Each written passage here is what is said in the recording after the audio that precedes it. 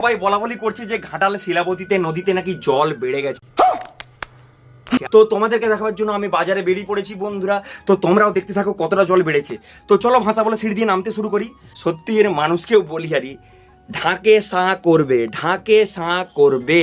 তো দেখো সেরকম নদীতে জল বাড়েনি বন্ধুরা। সঠিক বলেছেন। তো তোমাদেরকে ভয় খাওয়ার কোনো দরকার নেই, সেরকম বৃষ্টি হয়নি। অনেকে বলে, আমি ছোটোর থেকে শুনে আসছি, ছোটোর থেকে অনেকে বলে না ঘাটালে ব্যাঙের মুদ্রে নাকি বন্যা হয়। এটা তাদের ভুল ধারণা, আজকে আমি ভাঙতে চাই। তখন আমি ছোট ছিলাম, উত্তর দিতে পারিনি। তো এটা বলতে চাই, ঘাটালে যদি টানা 10 দিনও বৃষ্টি হয়, ঘাটালে কোনো বন্যা হবে না। সঠিক বলেছেন। ঘাটাল নদীমাতৃক দেশ, নদী দিয়েই জল বেরিয়ে চলে যায়।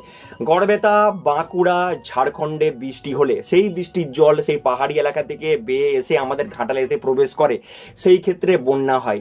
সঠিক বলেছেন, আপনার বুদ্ধি ভালো।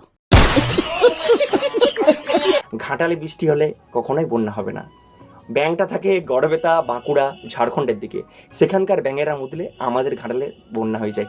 তো ঘাটালবাসী, আমার সাথে যদি একমত হও, কমেন্ট করো, শেয়ার করো, আর ভিডিওটা যদি ভালো লাগে সেভ করে রেখে দাও। আমার প্রোফাইলটা যারা এখন ফলো করোনি, চটপট ফলো করে দাও।